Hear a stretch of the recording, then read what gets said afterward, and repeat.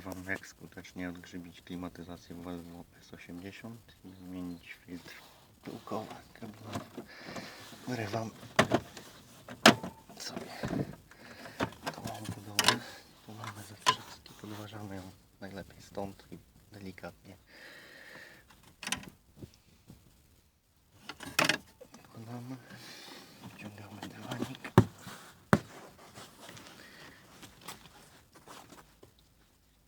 Odkręcamy dwa torksy pod schowkiem, wyrywamy tą bułeczkę, odpinamy kostkę,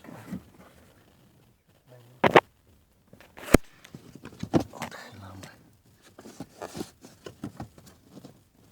sobie wykładzinę.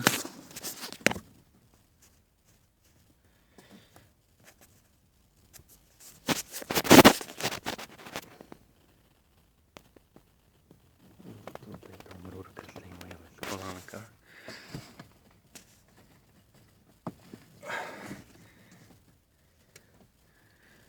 Wprowadzamy sobie do niej sondę, zaciskamy, żeby płyn nie uciekał i aplikujemy preparat. Po aplikacji nakładamy rurkę na właściwy